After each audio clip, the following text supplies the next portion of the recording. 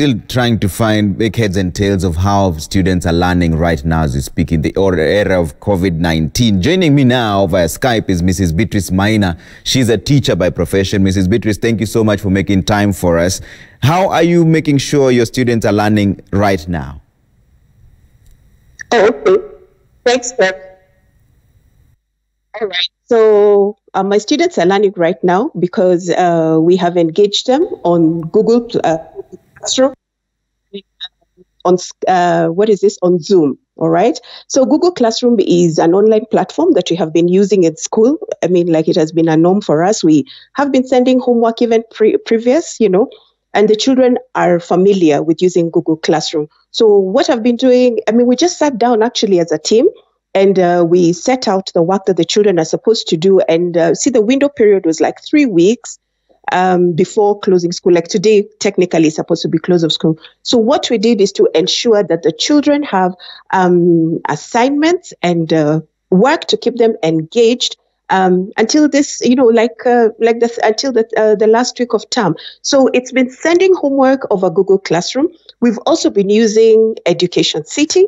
And Education City is a very interactive online platform for them where we send work. And apart from sending work, we are able to track whether the work is being done. In addition to that, we are so happy to be able to Zoom with the children, and they're very excited. And Zoom is very engaging for the children, and they're all very eager and excited to learn, very collaborative. Pupils who can't access internet or some of those gadgets used for Zoom and Google Classroom?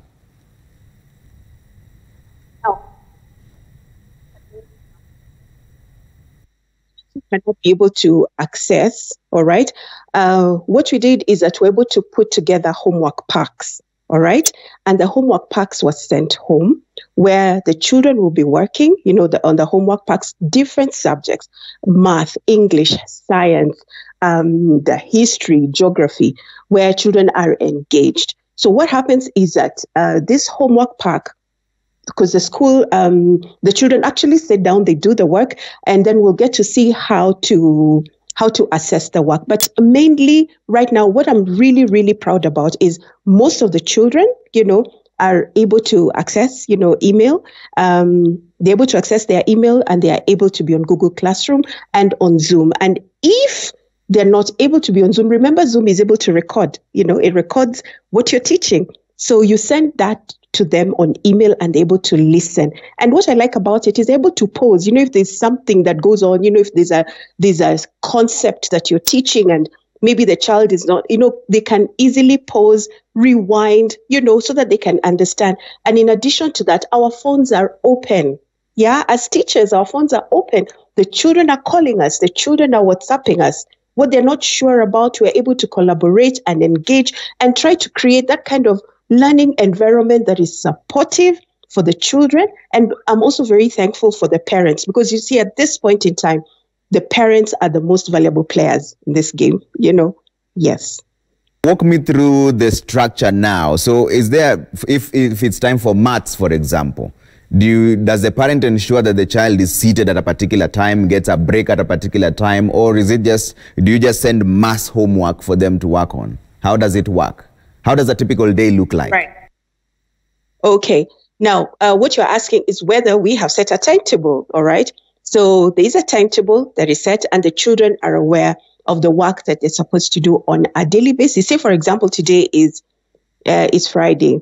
So they know they have math homework, all right? They have a math assignment to do. Probably they have an English assignment to do. We have sent the same communication to the parent. So the parent is aware that this child has a math assignment and it looks like this, all right? And it's an assignment that's supposed to be done and submitted probably by end of day. Maybe that's about 3 p.m. So because of the timetable, the child knows that they're able to, they sit down at 9 o'clock, 9 to 10. They know they have a Zoom class between 11 to 12, and all this is timetabled. And the reason why it's timetabled is that it makes it easy for the child to know what is coming, next. We're not just leaving it random. We're trying to create a sort of structure for them to make it easy. And then on the other hand, if it's an assignment that, maybe the parent cannot be able to help the child, that's what I'm saying, it's very collaborative and engaging, because then when you have the Zoom class, you ask, have a question and engage with the children in that sense. A comprehension, because then in a typical classroom they would raise their hands if they don't understand, and you'd see how to mark their books as you go along. How do you monitor comprehension in this particular one? Okay, that's a good question, Trevor. Of course, it's not the same. I mean, online is not the same as being in class. So what happens, say, when I'm having a Zoom class with the children, if you ask, let's talk about, you ask questions, there is actually a provision where you see the child is raising their hand, and you're able to pick on them so that they can positively contribute to the lesson. And because you can see them, the fact that you can see them, some of them even raise their hands, just when you're having the Zoom class, you're able to have that kind of collaboration. And I'd say Zoom has been quite an advantage because with the children, I'm able to set the expectations beforehand. They know how they're supposed to conduct themselves in a Zoom class. When they enter the Zoom class, they say good morning and they mute, So once everybody is in, then the class starts, and that helps it to be orderly.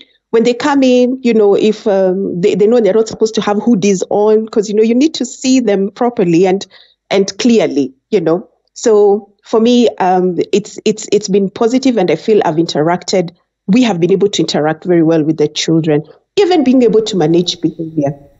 Okay. What are the guidelines for the parents now? Because you seem to be saying that they have to play a very crucial role, because some of them are also working from home. So should they be monitoring their students, making sure that they're seated at a particular point? How does this work? Yeah, most definitely. Absolutely, Trevor. Because number one, let's look at this.